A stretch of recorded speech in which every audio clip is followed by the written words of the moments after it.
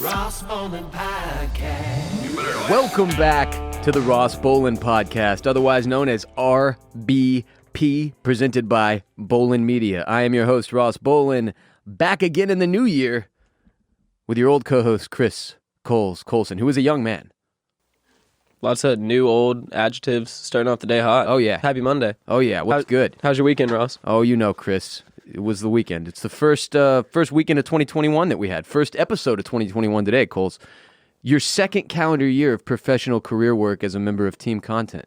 Correct. We're only about half a year in, technically, but second calendar year. Second calendar year. It's a big deal. Yeah, honestly, from here on out, my entire content life will basically be like school because, all my years will be categorized in like 2016, 2017, 2017, 2018, That's kind of how it goes. A full year. I feel like normal careers, it's less emphasis on that, right? It doesn't really matter necessarily. But for what our career, this job feels like annually these years, they matter.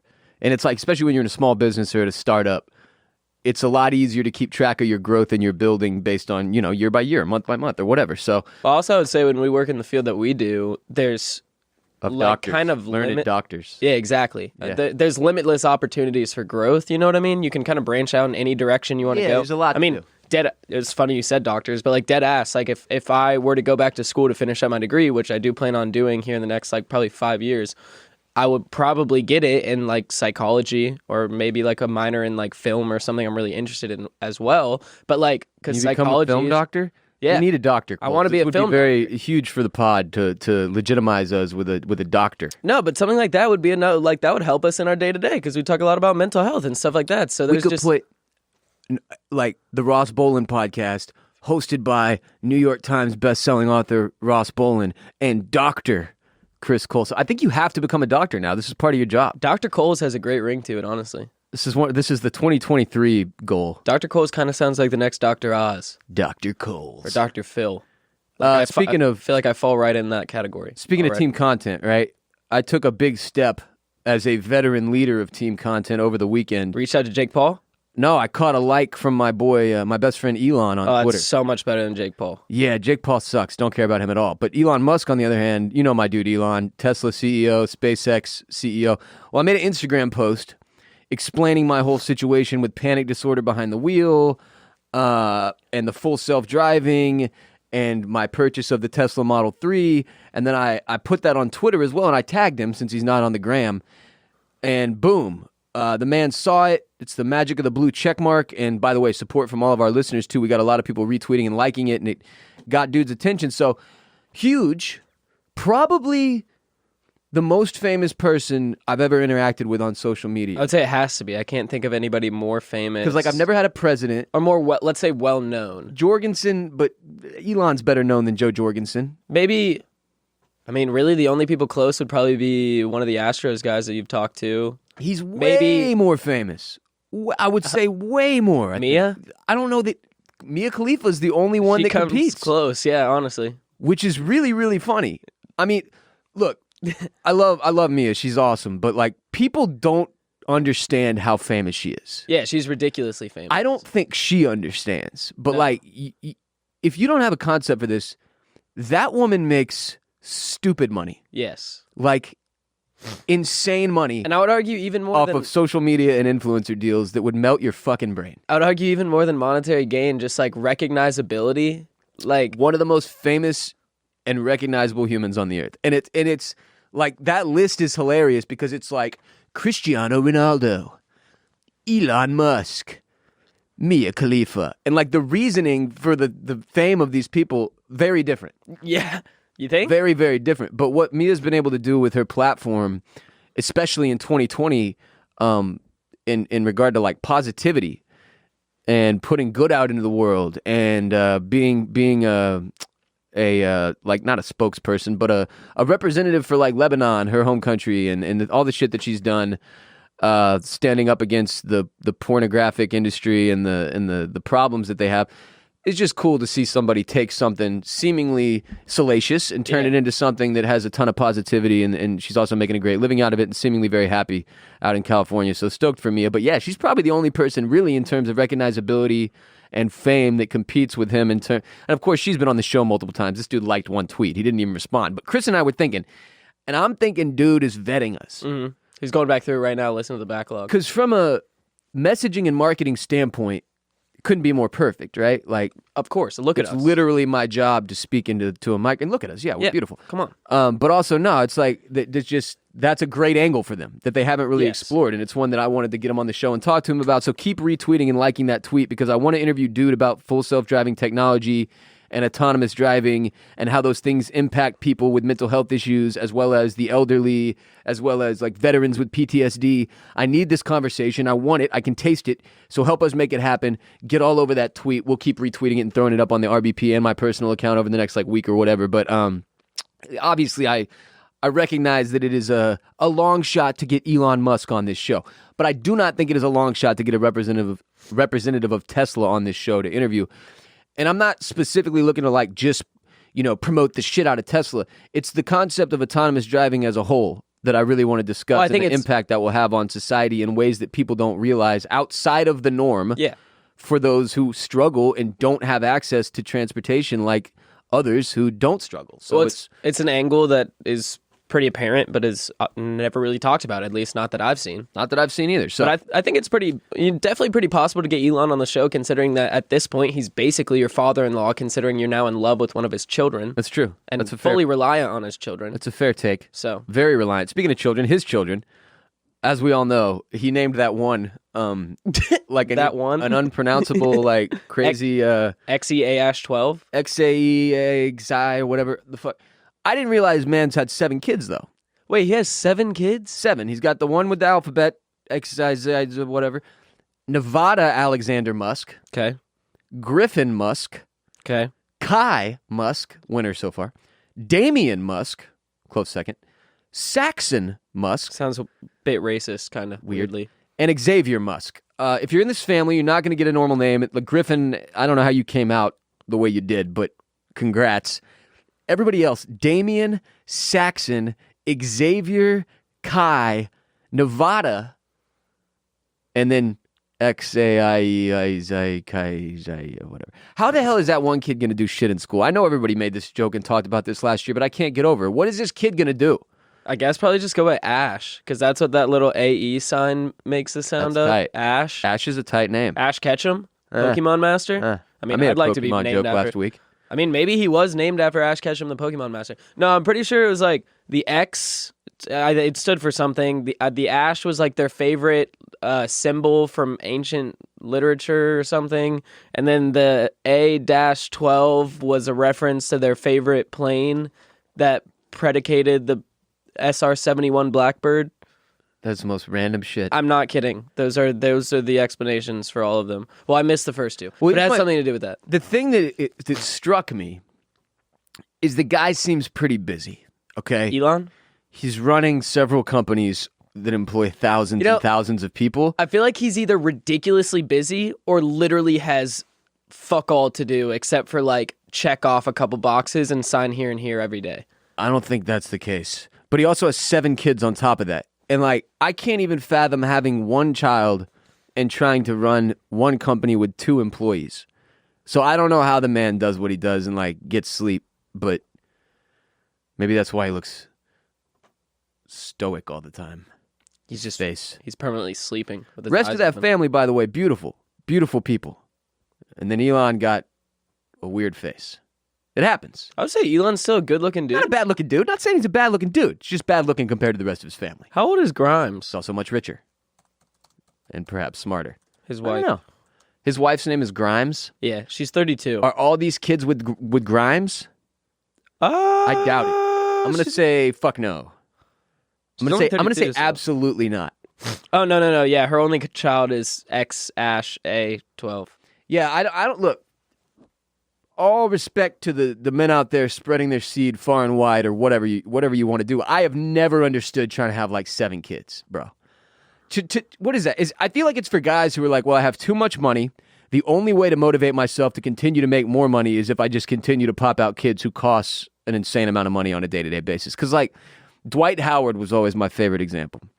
That dude had like 7 kids with 9 different women or something that doesn't even mathematically make sense. Like two of the women like shared a child. Yeah. And the amount he was burning on, like, you always hear, it's mostly athletes who get this shit thrown on him. But like, yo, Elon is rocking with 7 children. And the man is not that old. Elon Musk. 49. Okay, so he's probably done, if I had to guess. I hope. Because 7 is enough and you're 49. Grimes is 32, though, man. She might have a couple more years of a couple more kids in her.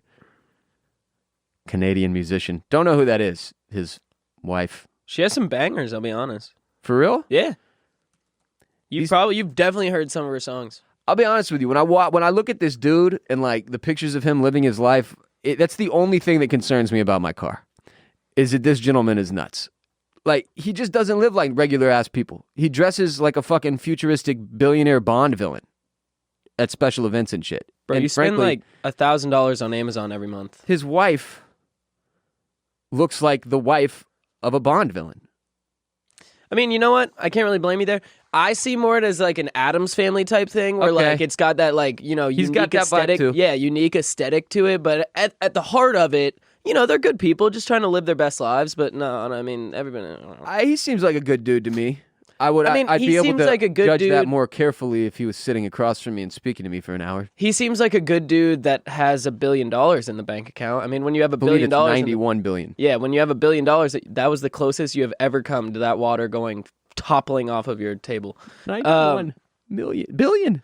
Yeah, when you have that much money in the bank account, I feel like there just has to be like a couple screws loose up top. You can't really make it that far without with fully sane. You can't. So there's got to be like something going on.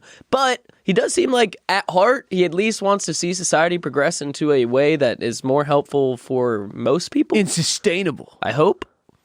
Hopefully. Considering he's like one of the richest men on earth, I really hope that's the case. Number 2 now, I think, behind Jeff.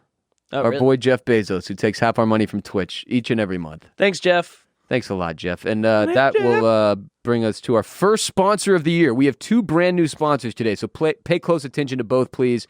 Here is your first. RBP 362 is brought to you by Lucy.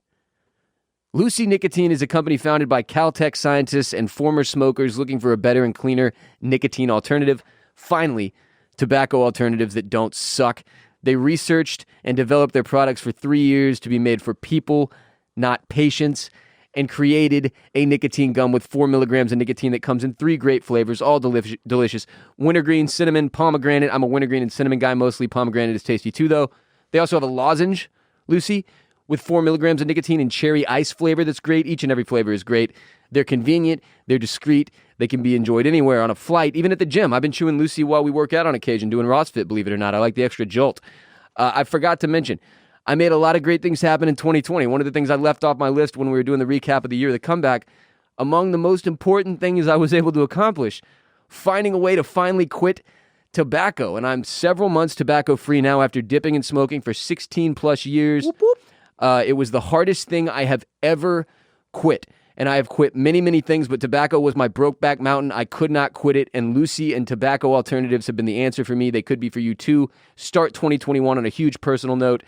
Get rid of your cigarettes, unplug the vape, throw out the dip, get some Lucy gum or nicotine lozenges. This is the real deal. A subscription to Lucy comes directly to your door each month. It's so simple. You don't even have to leave your house because Lucy has delivery down. You just go to lucy.co, use the promo code RBP at checkout, get 20% off all of their products, including gum and lozenges. That's lucy.co, code RBP at checkout for 20% off. Warning, this product contains nicotine derived by tobacco. Nicotine is an addictive chemical. Start this year by making a better you with Lucy at lucy.co. Use the code RBP for 20% off all their products. Now time for some announcements and shouts. If J.J. Watt never plays another game in Texans history, which is possible, in a Texans jersey, he is the greatest player the franchise has ever produced in terms of longevity, impact, etc., and I wish him a very long and happy life. The man never did anything but good in a franchise that's never done anything but bad.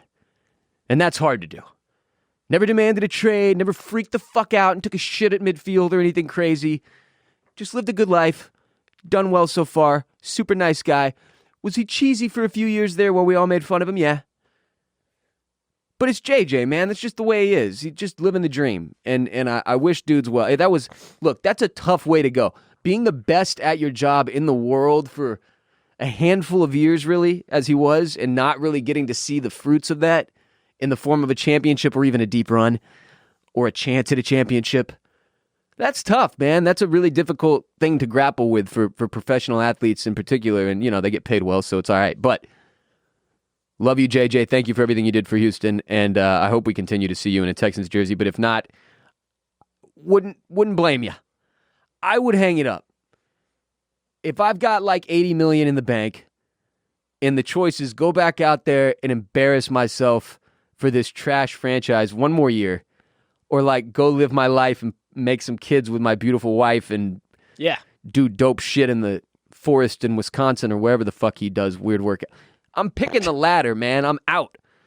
The NFL sucks. COVID sucks. God, yeah. I'm out. Like, there's no way I wouldn't retire. And for dudes like him that are looking at that choice right now, I think it's easier than it's ever been because it's like the game and the league, it's so much more of a burden than it used to be. The amount these guys are just having to get tested alone to even be able to play. And then every week there's an outbreak and the injuries on top of the CTE and all the other shit. Dude, for if I was JJ Watt, in my mind, I'm thinking too, are we going to win a Super Bowl next year? Probably not.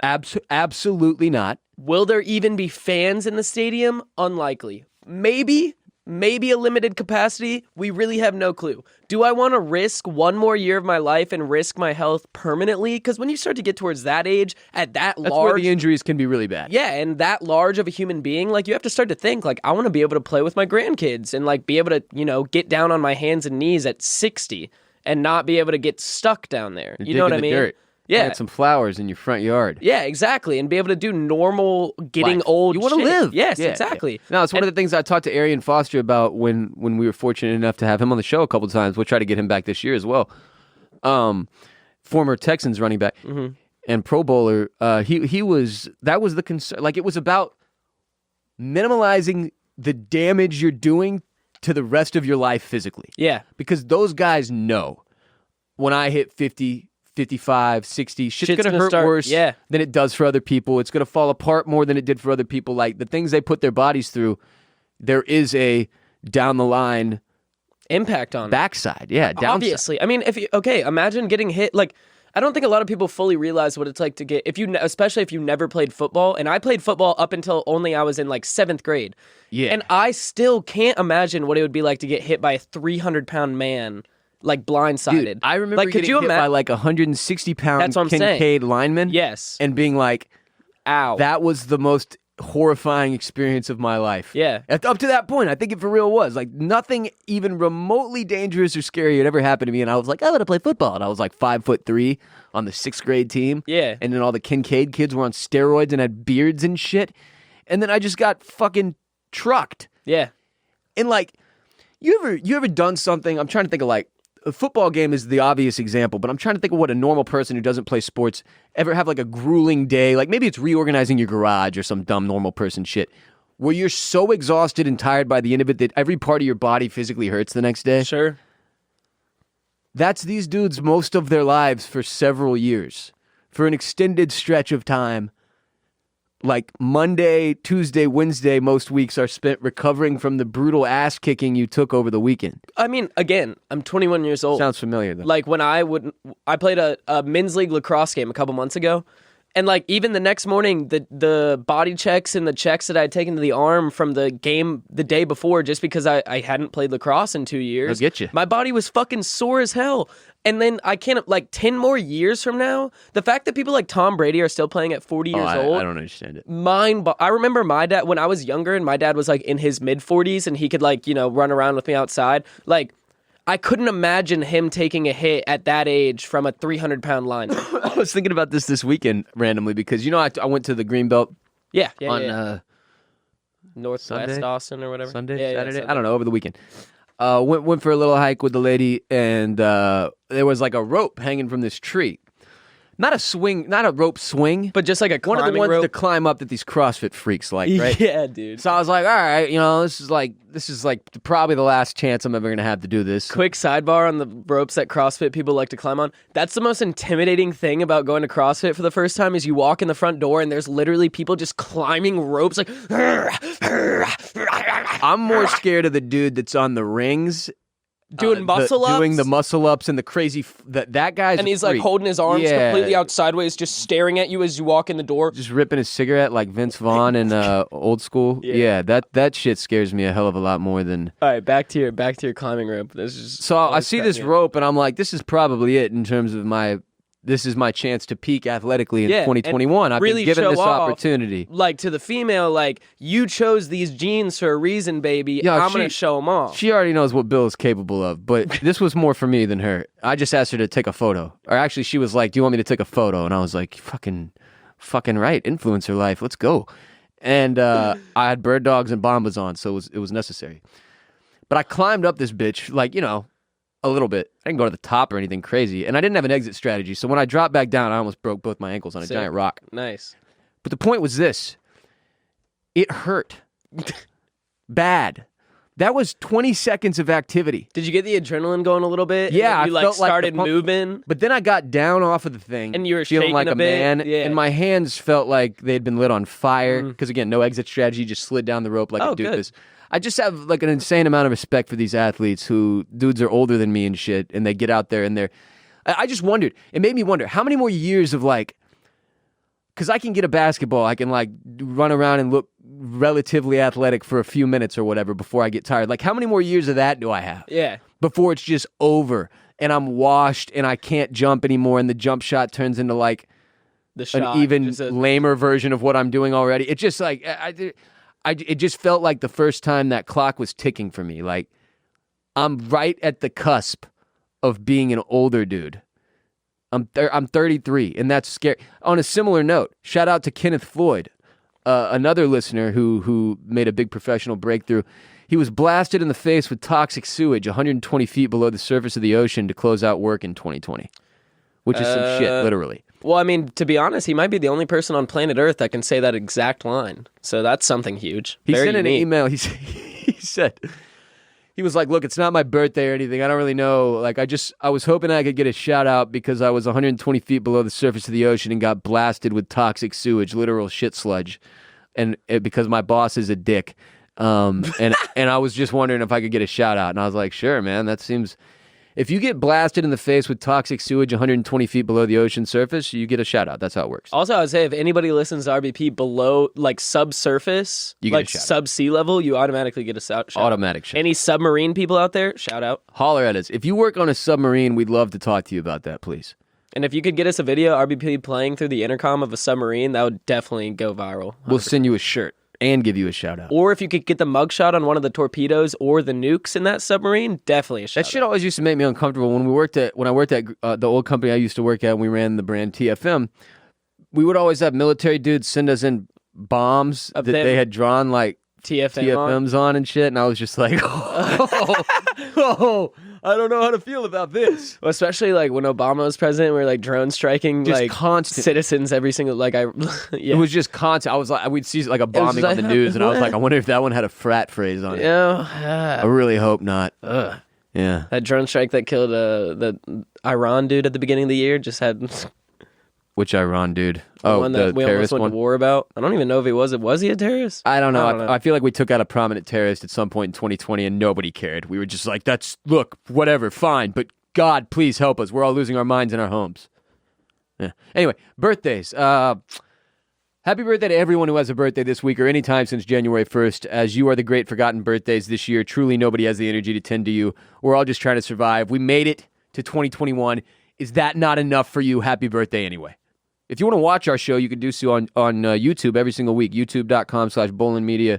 We put up every episode of our show that comes out Monday, Wednesdays on youtube.com/Bolen Media. Go watch, subscribe, follow, rate, review. Patreon.com/Ross Bolen Podcast is where you can get ad-free episodes of this show every single Friday. And on that note, it is time for our first segment of 2021. Monday Mental Health Minute. Chris, it's a new year, but it's the same battle every single day to grow and to maintain sanity and get bigger and better and stronger and faster. So I wanted to talk today about something I noticed the past few days for me personally. The new calendar brings a lot of hope, right? A lot of promise, a lot of potential. It's exciting. A new year, right? But this year in particular, we are in a weird spot. Because 2020 was tough. We all know that. But nothing has actually changed, right? Except the date. Yeah. We still can't be doing shit in public safety. We still have to get this vaccine to everybody. We still have to swear in the new president. We aren't done. This new year is a new calendar, but all of our problems remain. That's always the way it is, though. It's like one of the reasons I started to hate on New Year's like several years ago. It was somewhere in college where I was like, I got sick of watching people celebrate the end of something and the beginning of something else that didn't actually usher in any change at all. Yeah. Like these people would act the exact same way the next year, just as shitty, just as stupid. And that always pissed me off. Yeah. It's like, because it made me realize I was doing it. Yeah. Too, is the thing. Is I was like, fuck. The shit about society that will piss me off the most is the stuff that holds a mirror to me. Yeah. And makes me realize that there's a way I suck. Well, I don't know if this is a human thing or something that just majority of people deal with or what, but I think a lot of people have this concept in their minds where it's very difficult to start something new without like the closing of something existentially. Sure. You know what I mean? Yeah. Like it's way easier to like, for even if it's like, okay, I'll start it next week. You know what I mean? Or I'll start it next month. Like having a fresh slate to where you're not just like, it's easier for us to rationalize the thought process of big changes when there's other changes going on in the world around us that we can align ourselves with. Yeah, this always applies with like quitting alcohol or tobacco too, like or starting a diet. I'm gonna start. I'll start it tomorrow. Yeah, and I'm with you. It's interesting. There are certain times when I've found that having a set date to quit something or to make a change is very helpful. Kind of puts the pressure on a little bit. Depends on what it is, really. Sure. And then I've found for me at other times, like I'll tell you, for instance, we spoke on tobacco products a little bit earlier, but when I tried to quit tobacco, I probably tried 6 or 7 times. Every single time I had a date. Sometimes I'd give myself 2 weeks out. Sometimes it was a month. Every single time, that last day before the date, I would dip like 2 cans of dip, like to make my nicotine addiction as bad as it could possibly fucking be before diving into the quitting, which was stupid and part of the reason I always failed. It's like a binge and bender before you finally give it up for good. Yeah, it's idiotic, and we never stick with those. Like those are the hardest to stick with because that'd be like, if you were gonna quit heroin next week and you're like, I'm gonna do a shit literally ton of heroin 6 needles of heroin right now, just so I can get that be last way more one. addicted to heroin. It's gonna be a problem. So like that is one way to go about it. It's one that I've struggled with, and then there's other ways. Like when I quit tobacco products finally, it was not a plan. It was sort of a thing I stumbled across because of these tobacco alternatives. Yeah. These nicotine products like our sponsor Lucy.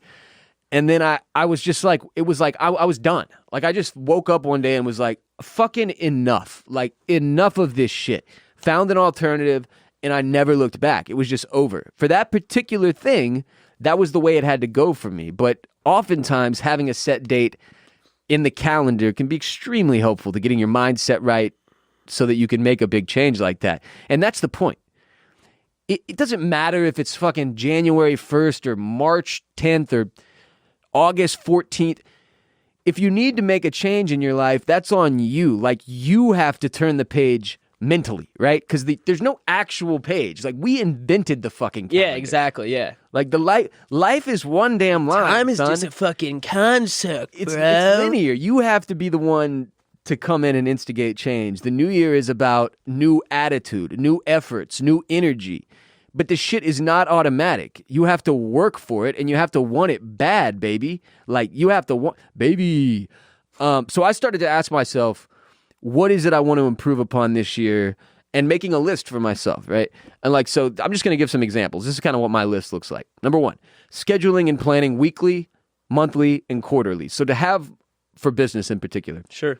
to have our set schedules for goals we want to hit and things we want to do on a weekly, monthly, and quarterly basis is very important. And something that we weren't really able to do in 2020 as a result of several different circumstances. I also want to take Ross Fit to the next level. That mainly means diet tweaks and changes to the things I'm putting into my body. You and me crushed last year in terms of fitness, but we didn't eat that well. Like, we played basketball and worked out a ton. We still could have eaten a lot better. We did enough to stay in good shape. Sure. And I wouldn't say we improved ourselves to our peak physical nature or as good as we could possibly be. I don't think, you know what I mean? this is as good as I can do, man. This might be my peak I think you physical got nature. more in the tank, Ross. But I want to bring will push you. the diet to be where we are with our workout regimen. See, I'll push you to that. So that's one of the next. Can always changes. get better. And then also just another one of my big ones for 2021 is to become less reliant. And these are not New Year's resolutions. All right? There's a big difference. A New Year's resolution is something your dumbass tells yourself that you're going to do that you don't. I'm not doing that. That's not this. These are just goals for a year, right? Because we're using the calendar, right? It's a new year, right? So you get new goals for the new year. That's it. They're not resolutions. They're not some shit I'm going to do for a couple weeks in January. I haven't even started some of these yet. Just like many of you haven't started your resolutions because you never will. Right? It is a new year, but it's the same shit we had in 2020 right now, and it's on us to bring the change and the newness and the freshness. Hashtag eat fresh. Nobody's going to do it for you, though, and that's like a very sobering moment in the new year. And I had mine not on January 1st, not on the 2nd. It was probably yesterday, really, in this morning that I was like, okay, crap, well, we're here. Feels a lot like last year. Time to do some stuff to make that change, right? Time to get on it and get on the grind again so that we can make 2021 what we want it to be. Well, especially this year, too, because I think it was so deceiving just trying to get through 2020. Everybody was just like, oh, fuck, if we can just make it to 2021, we'll be all right, and it'll all be over, and we can make it through this hell of a year, we know which is true, how it works. And we did make it through the hell of a year, and hopefully 2021 as a whole is better. But again, like, it's just, we don't know. It's just a cycle. It's like 12 months about on a calendar that we, assign labels to. And it's on us to make the change every single day to improve as best we can every single day to be the best that we can. Because, I mean, no closing of one chapter and opening of another chapter is going to do that automatically just because you're in a different mind space or mindset or headspace just to do that. You have to actually, like you were saying, make that effort and like consciously every day make that effort. It's like the... what's the Greek tale? The guy that has to push the boulder up the hill every single day? I forget what it's called, but Ipetus? It actually might be Ipetus. It's not. It's something like that. Icarus. No, it's not Icarus. Shit. Boulder. I thought Icarus pushed the ball, bro. No, he was the guy that flew too close to the sun. Oh, that's trash. I need to know now. Prometheus? Icarus and his father attempted to escape from Crete by means of wings that his father constructed from feathers and wax. Learning all this weird-ass Greek mythology was one of my favorite fucking things in school. I absolutely love Greek mythology. Love the Percy Jackson books, which was definitely after your time. But if kids that are my Gen Zers will know what I'm talking about. I vaguely remember, did they make a movie out of one of those? Yeah, it was pretty bad. It could have been way better. It should have been a PG-13. They try to like dumb it down to PG. And when they try to do that with like more mature books and they make it kind of like more kiddish and it just like doesn't really translate well. That's really kind of what happened. Problem. I feel like in my childhood they were like, how do we make these children's books as fucked up as possible? Like if they took like a Goonies approach to it, it would have been fine. But they took like a fucking like. But anyway, Sisyphus. Like it's like Sisyphus. That's the guy who has. How do you spell Sisyphus? SIS. That's an unfortunate name. Y. Elon, there's another idea for you, brother. Get the next one, number 8, Sisyphus. But I mean, in the Greek myth of Sisyphus, he's forced to push the boulder uphill every single day for all of eternity. Only for it to roll down every time it neared the top. Exactly, and I think forever. That kind of mimics a lot of the things that we have to do in life and the monotony of that. But I choose to look at the Sisyphus myth in a different light, in the sense that like if you can find purpose in your daily activities to be the best that you can be at those activities every single day, that's like. It's all about perspective. You can find purpose in whatever you're doing if you work as hard as you can do at what you're doing and be the best that you can be at it, even if it's, something as monotonous as rolling a boulder up a hill every day. Humans have spent an insane amount of time drawing Sisyphus. If you look in the Google images. What the fuck did Icarus do then? Oh, it says... He flew too close to the sun. It says Icarus' father warns him first of complacency and then of hubris, asking that he fly neither too low nor too high, so the sea's dampness would not clog his wings, nor the sun's heat melt them. Icarus ignored his father's instructions not to fly too close to the sun.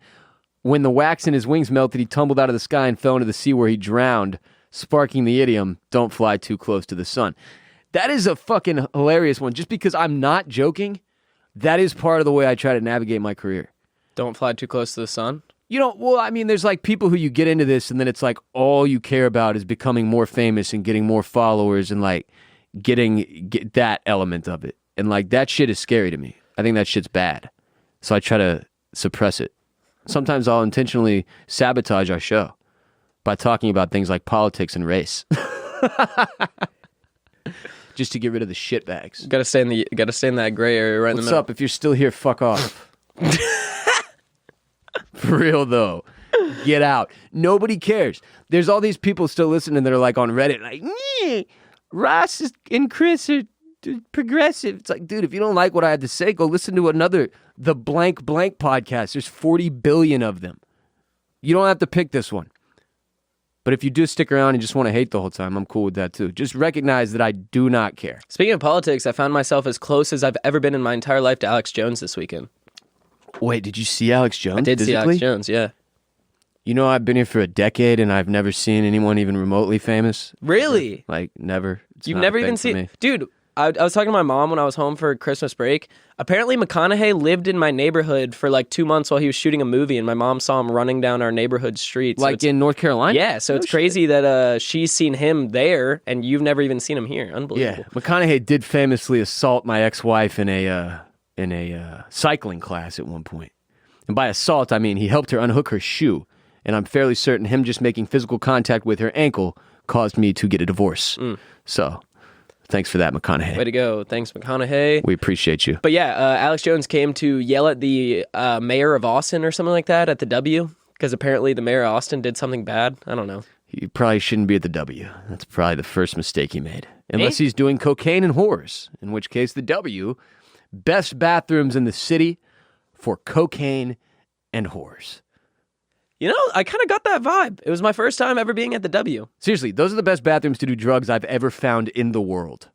I mean, so if you're a drug nice addict bathroom. and you need a place to do some tooting and some booting. You want to know how I knew what the W had to offer? Because as soon as I walked into the lobby, there was like a 27-year-old female taking pictures of her French bulldog in a tutu on top of the table in the lobby. The W. Yeah. Yeah, it's fucked up. Some of the best people watching in the city, though, just like outrageously priced drinks and also some of the biggest douchers you'll ever see in your life. Yeah. But no, our mayor is not great. Oh, Austin politics are not great. I figured if Alex Jones was yelling at him, he was doing something right. That may be the case, but we somehow live in a place where I think both Alex Jones and the mayor are both wrong at all at the same time. It's just amazing. We're just not crushing it as a city council here.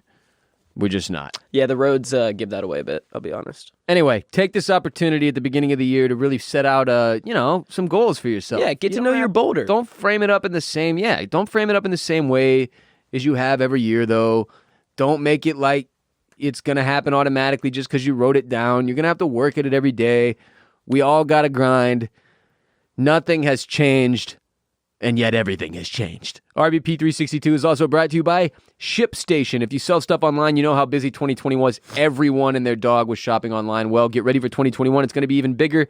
That's why online sellers like you need ShipStation. No matter how much you sell, ShipStation makes it super easy to manage and ship all your orders from all your sales channels faster, cheaper, and more efficiently. You can import orders from any sales channel, ship with any carrier using their deeply discounted rates, automate just about any shipping task. With ShipStation, you'll spend a lot less time on shipping and a lot more growing your business. It's no wonder ShipStation has more 5-star reviews than any other shipping software, no matter what you're selling or where.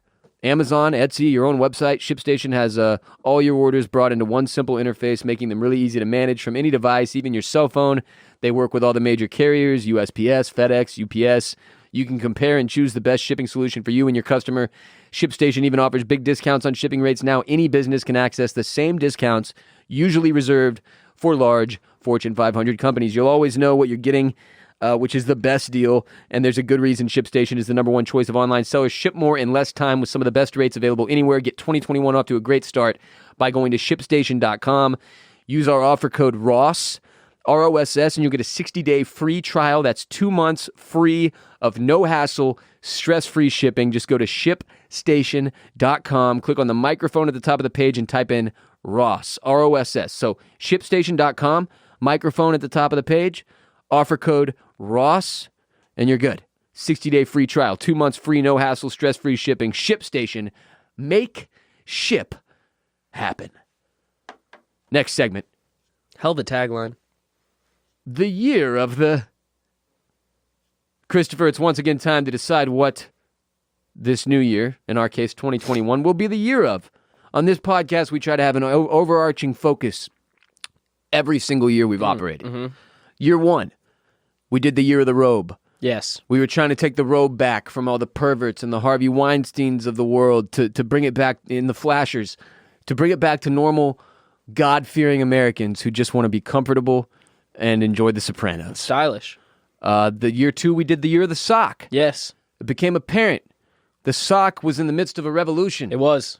They've become better, more comfortable, more stylish, incredible designs. We had Versatile. multiple great companies sponsor us in the form of sock companies. Made perfect sense. High waters were now out of fashion. Huge for socks. We thrived in the year of the sock. Then there was 2020, the year of the comeback. Much needed. Much different than the first two. First two, clothing items. Third one, Your entire life is fucked, and it's time to fix it. yeah. Third one was sort of Wake up call. very hashtag overarching. So now what? Now what? People have called for many, many things over the course of the last few years and been rejected. The year of the boot being the most famous rejected potential year of suggestion. The year of the boot goes into the year of Hall of Fame as like an honorable mention. Yeah, like the that will never, grandparent. ever happen. Yeah, Yeah. it's like the assistant coach that died from cancer on like a Super Bowl team or something, like halfway through the season. So they like throw him in the Hall of Fame to like Yeah. celebrate his family and everything like that. But Sure. like, did he really deserve a Hall of Fame ballot? It's Debatable. the exact same as that. Many Yeah, people have said that. exactly. Yeah. It's the exact same. But we're not doing the boot. If you have suggestions, if you have things that you think would make sense, we've had a lot of things thrown at us already. The year of self-love, for example. I haven't decided, like, I'm not necessarily leaning one way or the other in terms of, like, should we do something a little sillier or something really serious? It just depends what ends up feeling like it makes the most sense. Last year, being a total and utter shitstorm, I don't even think we got around to announcing what it was the year of until, like, March. Correct. We're going to try to avoid that this year and do it in January so that we have the most months possible to focus on our thing. But we need your help, RBP gang. We need your help deciding what it should be. The year of what?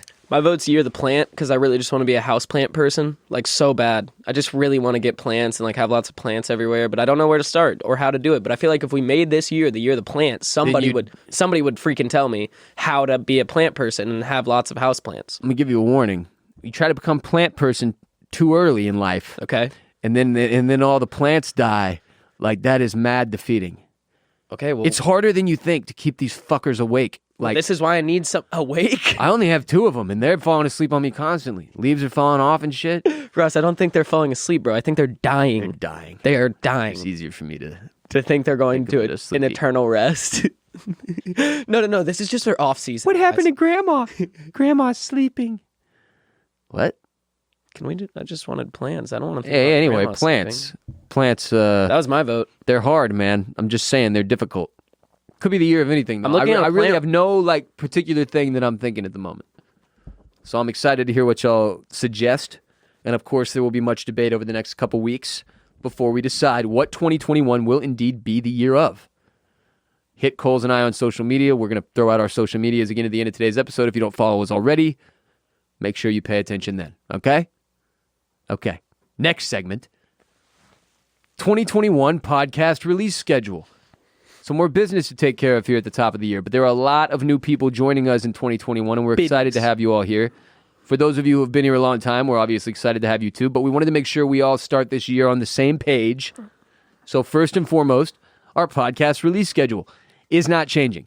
Monday and Wednesday, every single week on Apple Podcasts, on Spotify, on youtube.com/Bolen Media.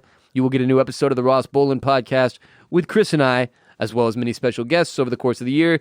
A lot of Zoom calls going to be taking place this year, which is something I was hesitant to lean into more last year and then just didn't have time to schedule out. But we have a lot of guests, excuse me, interested in being on the show that I am very excited to interview, none of which are named Elon Musk yet, but hopefully one of which will be by the end of the year. So Monday and Wednesday, every single week, you can find us right here on Apple Podcasts, on Spotify, and youtube.com/Bolen Media. And then, of course, every single Friday, we are going to give you an ad-free, exclusive premium edition of RBP in one place, and that place is Patreon. Patreon.com/Ross Bolen Podcast. Patreon is the platform Coles and I decided to utilize to bring you even more RBP ad-free every single week on Friday in exchange for your direct financial support in the form of a monthly pledge. Minimum pledge is $5 a month. That's every Friday in that month. You get an ad-free episode of RBP, okay? And it's just $5 to support the show and be an official part of the RBP gang, if you will. Every single Friday, Coles and I record for what is now under 1,000 people. So it's a significantly smaller audience than our normal show, like a 30th or less. and it's a much more intimate setting. It tends to get a lot more, insane, I guess, than the normal Monday, Wednesday show. As Unhinged, maybe? A little more unhinged. It's for a smaller audience, a more intimate audience, and our most involved and beloved supporters that we know are really here for what we're doing. So there's less fear in terms of who will upset. Patreon is a lot of fun. It's a cool platform. It's easy to use. If you have Apple Podcasts, you can set it up to where your Patreon feeds you your ad-free Friday episode each week right there in your Apple Podcasts app. I wanted to pull a little bit from our most recent episode. Coles, we did our first episode of 2021. First of, baby. On Patreon. What, last week? Mm-hmm. New Year's Day. Only people on Patreon had access to our first official episode of the year. This is our first public episode today, obviously, but we did an episode to kick off the year on Patreon last week.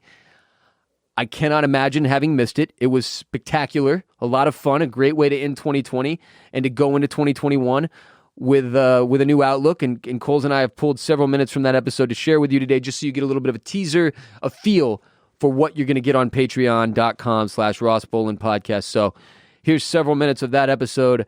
Enjoy. Tesla Model 3 key disaster averted. Chris, I would be remiss if I didn't admit to losing my douchey little mini Tesla 3 key fob less than 48 hours after receiving it as a Christmas gift from my parents. The big news, though, I found it in the pocket of the very sweatpants I'm wearing right now. That is massive. Huge. We're really worried Huge about the me. Tesla key, if I'm being honest. I was stoked on it, dude. I like to play with it when I drive, and it looks cool. And like I said, I want to throw it in a poker pot one day, so now I can be Max Tesla douche again. It's huge for me. Thank you all for your support during that difficult time. I am now back to full strength. My car drives itself, and you're all living in the past. Your Tesla key is kind of like your Mario Mushroom or your Mario Superstar, even.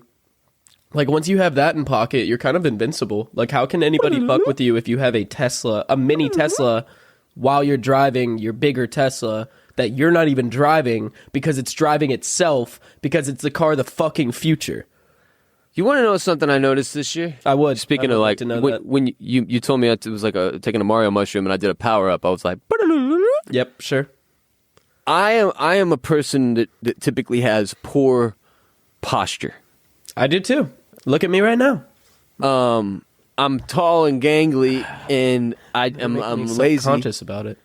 So I slouch a lot. You know what I'm saying? It used to be really bad. Like when I was little, I had like minor scoliosis, I think. Okay, gosh, Ross, I'll sit up straight. Jeez. So I've been really working on this, and here's the thing about it. For those of you who deal with anxiety, perhaps even depression or even self-esteem issues, it doesn't have to be mental health, really. I guess self-esteem is technically mental health. Yeah.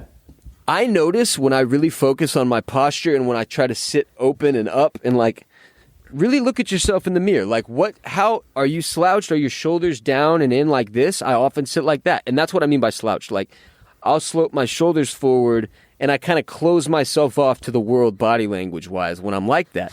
And what I've found is when I sit up and actually have my shoulders where they're supposed to fucking be and sit with my spine, straight like it's supposed to be, I feel better. And I am more confident and more open to just sort of living. It's like not such a closed off, scared posture and position. And it's something that I've never put a lot of respect on, right? People always tell you, sit up straight, your teachers, your parents, your whole fucking life, they bug you. Sit up straight, wear this back brace, yada, yada. And I'm just like finally getting to a place where I sort of get why. Wait, is your slouched shoulder posture the same pose that you had in the Instagram picture you just posted? Is that kind of the closed off body language vibes that you're talking about? Where you're kind of like looking down a little bit, shoulders a little slouched forward? Nah, well, I mean, in that I'm literally reading my phone, so it's probably different. Okay, fair. Well, I think I'm reading my... Nope, I'm just standing like that. I'm not reading my phone at all. Oh, okay. But I don't know, it was raining. I was trying to keep rain out of my face, too. Completely understand. But no, typically I just mean like it's the way I sit. Even if I'm sitting straight up, I'll put my shoulders forward instead of like up and back like they're supposed to be. And keep my chest up really is like the thing. It's just sitting with confidence, like sitting with... It may be a little bit less comfortable at first. And I'll tell you, one of the things in 2020 that taught me this lesson was ironically buying this gaming chair that I'm sitting in recording now in 2021. The gaming chairs are built for dorks to sit in for like 15 hours a day. And they're built with lumbar support, and they make you learn how to sit up straight or you'll be miserable in them. I mean, you can sit them back or whatever, but like it's more comfortable and you're better off and you're able to stream and game for longer, the better your posture is. Well, I mean, everybody knows that the way to be the best gamer in the world is to have the best gaming chair in the world. Yeah, it's like to have the same as golf. Like you have the best golf clubs, you're going to be the best player no matter what. Like the only time that I ever die in any video game ever is if the kid that kills me has a better gaming chair. I mean, inevitably. Right. So that's the thing that like opened my eyes to the posture deal was this gaming chair. And then the Tesla honestly has a good lumbar support thing that you can adjust to. And I found that in the car, when I take the time to make sure I'm sitting up straight with my shoulders up and back like we just talked about and sort of open to the world and with my head comfortably positioned in the seat chair, headrest, whatever, I feel more comfortable and less anxious behind the wheel, as that's something that I continue to sort of adjust to and get used to. Like, y'all don't get me wrong. Look, the Model 3 is the best purchase I've ever made in my life. But it's not as if it just cured me of all anxiety. I still have anxiety on a day-to-day basis. I still deal with depression. I woke up a little depressed yesterday morning, for example. Not this morning. I felt great. Fucking loving it. And you got to win. When you get a win, you got to enjoy it. So, just saying. What was I talking about? Tesla. Sitting up straight. Confidence in the car. Yeah. Oh, but so I'll still get, like, anxious behind the wheel on occasion, right? The point is, I've even had a panic attack in the car since driving it. The point is that I'm not unsafe now in that situation. So with every passing day and every mile I drive, and I'm over, 500 miles now, I think. Damn. I get more and more comfortable behind the wheel, and I'm at 468 miles. And I'm building, right? Getting stronger day by day by day. And part of that for me is learning ways to deal with the anxiety more healthily and deal with the anxiety before it escalates into a panic attack, because the car is doing a great job of keeping that from happening, from escalating it to a panic attack, because it's given me the safety warnings. It's got the full self-driving, all that stuff. It's like a fallback. But now I have to learn to battle it naturally, healthily, kind of the way normal people do when they're in the car. And one of the things for me is that when I sit up straight, instead of like, I'm the dude who's leaned the fuck over on the car and I drive like this, dude. Like, I drive mad slouched, sitting sideways like Paul Wall. And so I've noticed that if I sit upright with my spine straight, my shoulders up where they're supposed to be with proper posture, I am significantly less anxious, I'm more comfortable, I'm more in control, and everything is better. So it's just another thing I'm trying to take into this new year, 2021, and to remind myself of as often as possible, like, sit up, man. Like, be fucking in a strong position at all times. Let's just sleep, Yeah, stay strapped, stay ready to go. I mean, you never know when you gotta get it, wake up and get it. You really don't. So you always gotta stay ready to. No, but seriously, I think when you're sitting up, and I think for you too. I mean, when you're sitting up and confident and like in a posture in which you're kind of paying more attention and looking out over the world because you're cognizant of like how you're seated and how your position is in the world. You know what I mean? Yeah. When you're like that, especially as you're a 33-year-old guy that just bought a brand new car that's life-changing to your lifestyle, you're in the best shape of your life, you're going into a new year with your, 2 years into your own company. I mean, I think there's good reason to, in that moment, you can have kind of an overflow of confidence there because, again, you're more cognizant of how you're living in this world and everything like that. And I think posture is a simple thing that we can improve on. That's one way that we can better ourselves every day is kind of focusing on how we're sitting, how we're presenting ourselves. It's like, when you do chest day, you're walking out of the gym and you're sticking your chest out and you're like, oh, damn, I'm looking good. I'm feeling good. Same those moments where you get you just said, it might be that you're walking out of the gym and it hits you I'm really walking, I'm walking tall right now. Yeah, exactly. And then what you're supposed to do in those moments is catalog that and then do it all the time, right? I need to make this a thing that I do more often, more regularly, all the time maybe. I have those little life moments all the time, right? Not all the time, but you get a couple of them a week or sometimes a couple of them a month or whatever.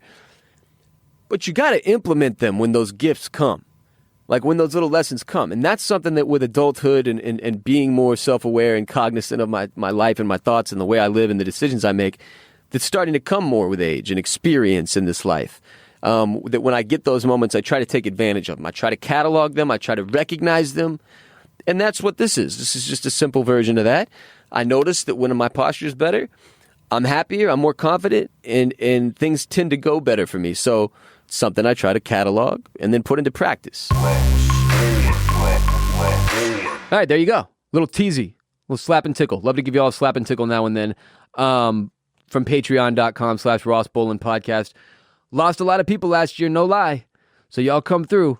Get up on the Patreon if you can. Support the show and make sure RBP continues to grow going into 2021. Thank you very much. Also, important to note, Coles and I are going to continue streaming live on Twitch in 2021, obviously. We had a great first year on Twitch in 2020. We averaged a little over like $1,000 a month, actually. Some months it was like $3,000. Some months it was $800. And for some perspective, just for those of you who are interested, we put in between 80 hours a month. Okay, so like in terms of time invested, obviously not the return on investment that Coles and I are looking for, but in terms of potential, in terms of fun, it's one of our favorite places that we are spending time currently. We're just trying to figure out what's next for Twitch in terms of how much time we should put in each month based on how many of you want to come through and our return on investment. So here's what I'm saying. If you like Coles and I streaming on twitch.tv/BossRollin, if you like watching us game, come through when we're live, because we're going to be using this next few weeks, this first month really of January, to get a feel for what our schedule should be the rest of the year on Twitch. We did roughly 3 streams a week last year, the second half of the year anyway, when Chris was here. I started in October of 2019. We did over 1,000 hours on Twitch in 2020. It was a good start. Our base of that community is phenomenal, but it is something I'm interested to see, where the potential is down the line. And for those of you who have never tuned in, I just wanted to make you aware. Coles and I, we do play video games. We do play Warzone. We play Black Ops Cold War, Nuketown. We mix in Rocket League when it works, which for some reason it hasn't been lately. There's a lot of games we play. Coles gets in some Fortnite on occasion. We have a blast. Very occasionally. Very, very occasionally. But we also talk about a lot of different shit. We do. We end up, we play with podcast listeners constantly. We also have a lot of other content creators that will tune in with us, be a part of our squad. J-Bone comes through a lot. We've had Shido on. We're going to continue to try to get more and more people to be involved with us on Twitch in 2021. Obviously, we want to play with and meet as many of you as we possibly can. So when you see us live on Twitch, if you want to know when we're live, follow social media. That's going to be the best way to do it this first few weeks. Is it's going to be a little random. The schedule thing, not really working the way I wanted it to, so it's going to be a little bit more when makes sense for Coles and I this month. If you like Twitch, if you want to see us continue to stream on Twitch, we need y'all to come through when we're live. Pay attention on social media. Pay attention when we throw out announcements about going live on Twitch and our schedule, etc. And tune in to twitch.tv/BossRollin whenever you see Chris and I up on the Twitch. The big piece of this puzzle that, for those of you, I explained in 2020, but if you're new here, Twitch as a platform has a partner program. If you make that partner program, you receive a much larger cut of the money you bring in through Twitch. Well, Coles and I have not been able to achieve that yet.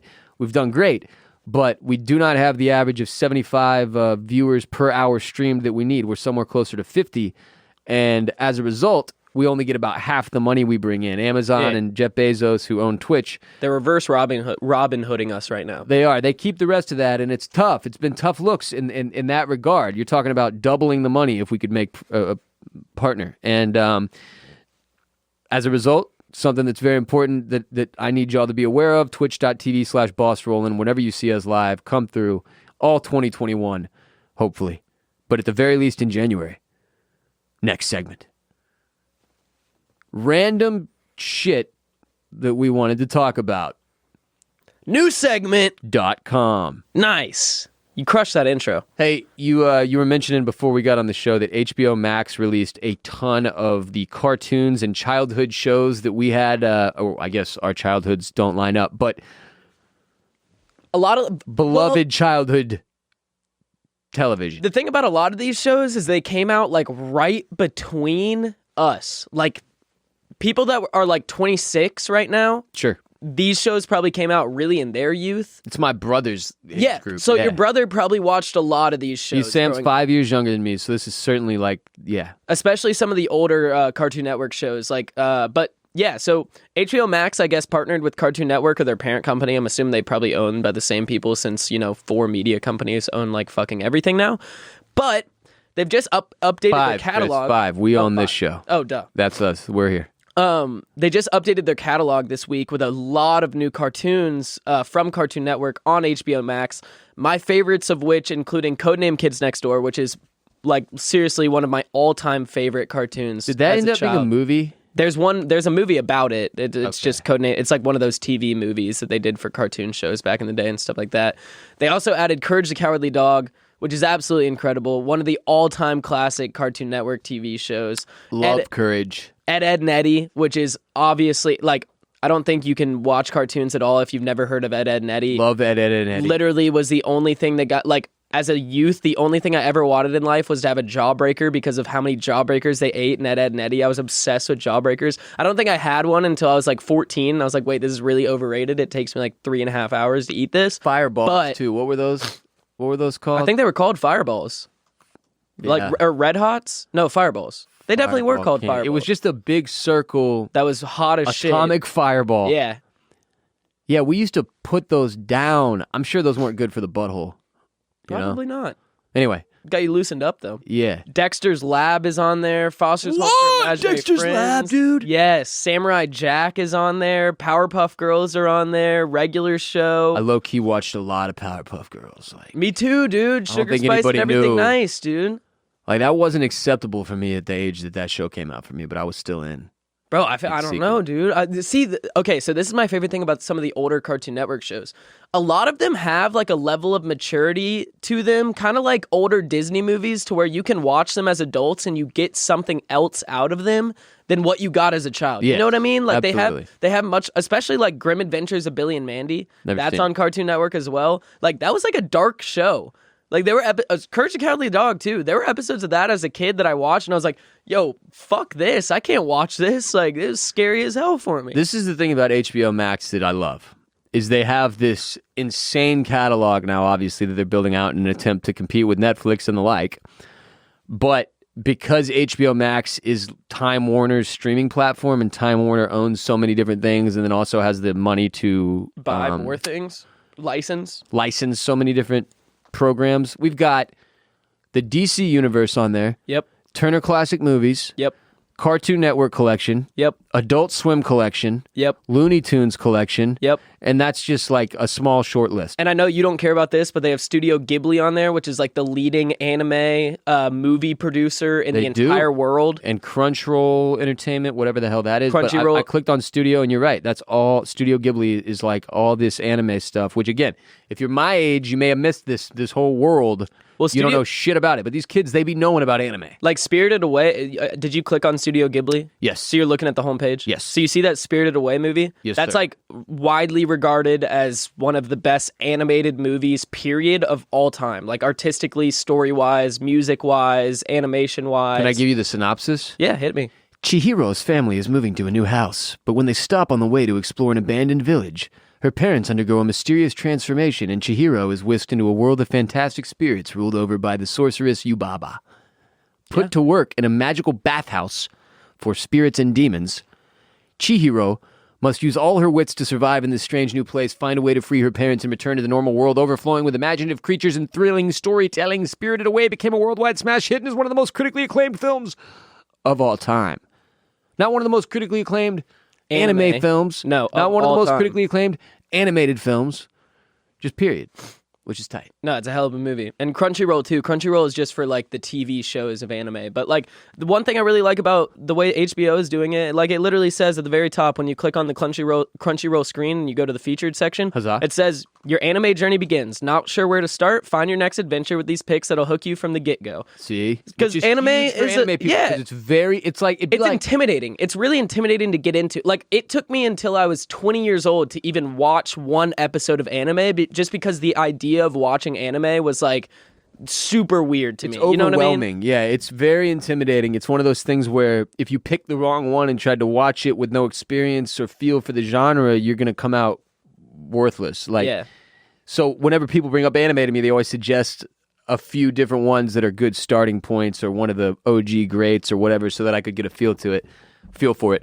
So I'm just saying, if you're trying to get into anime, you can't just dive in Well, you aimlessly. You can really. leave with a bad taste in your mouth if you watch the wrong one right off the bat, because Yeah. it's like stylistically, it can be very different, and like people that are into different things sometimes like there's a couple animes that I've watched that I could definitely see that like especially girls might not like right off the bat if they started with like this one. Sexist. Not being sexist, just because like I know what you mean. Unfortunately, the you're way that- allowed to make that observation. well, unfortunately, on the way some that level. like some of the animes sexualize women may not have, you know what I mean? Oh. You get what I'm saying? Just like that type of like anime culture. But like once you kind of yeah, understand, the familiarity I have with that is very, very low. I thought you were about to say very high. I thought you had just been like binging hentai on the side. No, but that's obviously why I'm aware of it, and it's weird. And I think when a lot of people think of anime, they're my age and they have think of no, that stuff. yeah, they think of But- that, and it's like, what is this? But I highly recommend check out. I mean, anime seriously is some of the best. It's because it was like, it's like cartoons if they were designed for adults. So they have much darker themes. They're more violent. They have more like mature undertones to them and stuff like that. So I mean, I highly recommend anime, especially really good ones. Like one of my favorites. If you want to get started with an anime, it's really easy to get into. Sword Art Online Season 1 is a really easy one to start with. It's really enjoyable. It's got a great like love story to What's it. it called? Sword Art Online. Sword Art Online. And that's the other thing to keep in mind about all these animes. They have for really the, weird for the names. uneducated. Yeah. That makes sounds it like sound- a program yeah. that would help me design things on my Mac. Okay, well, the premise of Sword Art Online is that an inventor creates a VR video game and that you use An MMORPG. Yeah, MMR, which is massive multiplayer online role-playing game, which is where you put on a VR headset and it's called a nerve link, and basically you black out and your body, you control, like you're like the inside the Matrix, game. you said? Yeah, you're pretty much inside the game. More like it tells you this in the first episode, so this isn't really a spoiler. Spoiler alert. You get stuck in the game, and the No. only way to get out of the game is to reach level 100 gotta of beat the the game. game. Yeah. And so that's the main idea. But like it brings about the question of more like the moral question of like if we're stuck here in this paradise, like couldn't we just make this our own world and live here comfortably? Like why risk our lives to make it out of the game when we can just live here and start the a life? game is the paradise. I was going to say, if Yeah. I got stuck in a video game right now and they were like 100 levels and then you can get out, I'd be like, yeah, I'm going to hang. Well, the thing is, every single level is like a different biome. So, like, you know, like for example, like level 63 is like a beautiful garden, lakeside, Switzerland-esque When do you get paradise. to the deciduous forest biome? You know, that's biome 44 and, 22. I don't know. Did you know there are 13 biomes, Chris? In the world? Did you know that? No, I didn't. Yeah. I mean, I probably did at one point, but no, not much of my school knowledge stuck Yeah. around. But anyway, yeah, HBO Max, I would say right now has genuinely one of the best catalogs of any streaming platform. At least personally, like it has Oh, they're doing it, absolutely Chris. everything that I want to watch on there. I've been super stoked to see what they've been able to do with HBO Max, especially because I was concerned with the way HBO Go, HBO Now, Yeah, the HBO that Max was launch. I weird. was like, oh, this isn't going well. So they fired several executives. Things have gone splendid. And I would say Wait. also the UI, like the way that the site is set up, it looks great. The It's app very is dope, aesthetically yep. pleasing, and very it's really easy to navigate. Very easy to navigate. That was my biggest issue with that's my biggest issue with Hulu. I think Hulu's Hulu still is Built horrible. like shit. It's for how it's built I up. can't even figure out how to get the ads off. I'm not joking. No, seriously, and like the fact that you have to continue to buy all these different subscription services to get access to other types of content on the Hulu app. I also can't figure out how to package my shit. Yep, Disney doesn't make Plus, sense to Hulu, me. ESPN Plus, I can't get it packaged. I can't figure out anything. Same on there, thing with so. Disney Plus too. Disney, I'm still not a huge fan of Disney Plus's UI. They've done a little bit better in how they categorize I love it. But Disney Plus's UI. You dude. do? I'm a huge fan. But I've also worked my way through like 16 of their movies already. that's so, a good point. Yeah. I did want to mention the biomes of the world are the tropical rainforest, the temperate forest, the desert, the tundra, taiga, grasslands. That's not the rapper. Savanna, freshwater, marine, and that will do it. You're welcome. Bro, they have the whole Sesame Street catalog on HBO Max called Sesame Workshop. They have literally everything that Sesame Street has ever produced And ever. that's a very important piece of the puzzle. If you want to compete with Netflix, you better have something for everybody. And that means the children's too, Christopher. They got to have the Sesames and the Big Birds and the Elmos. Yeah. Yeah. And that will do it for today's show. But before you head out to take on the world, it's time for some very important announcements. First and foremost, you've been saddled with 3 legal obligations as a result of having listened to this entire podcast. The first of which is that you must rate and review. If you're new here, you likely have not done this yet. Go to Apple Podcasts, write 2 or 3 sentences about why you love the show, give us 5 stars, and move on with your life. That's number 1. Check that box, and you can move on to your second legal obligation. Number 2 is to share the show with one person this week. It could be a friend, a family member, a coworker, or a neighbor. Share the show with one person, though. This week, next week, one person every week until the week you die. Check that box and move on to number 3. Support our sponsors who support us. We have 2 new sponsors today. Lucy. Go to lucy.co, code RBP. Get yourself some nicotine gum, some nicotine lozenges from lucy.co, code RBP. And, of course, ShipStation for everybody out there shipping stuff in 2021. ShipStation.com, code Ross. Support our sponsors. That's your 3rd legal obligation. Then you can check that box.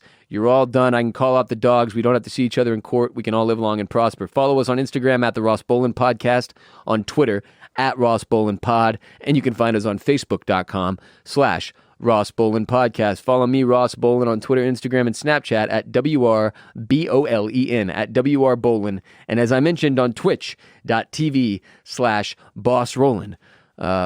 Throughout the course of January, y'all come through, tune in, let us know what you want to see with Twitch. Chris, where can everybody follow you on social media? You can find me on Twitter at Q0ULS. You can find me on Instagram at ChrisSC99. And you can find me on Snapchat at Chris_Coulson. That's COULSON. Also, last thing on HBO Max, apparently there is a Tiger movie coming out on January 10th about Tiger Woods. Oh, HBO I thought it was exclusive. gonna be like a Tiger King type of situation. Nah, It's a thank whole God nother it's not. Tiger. Thank God. Hey, well, I mean, we did have Tiger King last year. We're having Tiger this year. Maybe we This just need is to the do new Decade Tiger of the King. Tiger. Decade of the Tiger. That's it. We just focus on tigers. We're a podcast for Tiger podcast now. That's it. Yeah. Welcome to the gang. Speaking of podcasts, if you love this podcast, you might like Bolen Media's television and film podcast, Oysters, Clams, and Cockles, available wherever you listen to RBP. If you love TV and movies, you will love OCC, Oysters, Clams, and Cockles. That will do it for RBP 362, produced by Mike Moody Garcia of Permanent Record Studios in Austin, Texas. Coles and I will be back on Wednesday with RBP 363. Cannot wait for that. And of course, we'll be back Friday on patreon.com/Ross Bolen Podcast with your second ad-free exclusive episode of 2021 right there on patreon.com/Ross Bolen Podcast. So start 2021 off on the right foot with us on Patreon. Come through, support the show, get more RBP every Friday, no ads, more madness, patreon.com/Ross Bolen Podcast. You are not alone. Podmen get paid. Respect Mr. Park. Strength and honor. Gang, gang, gang. Christopher. Peace be with you. And also with you.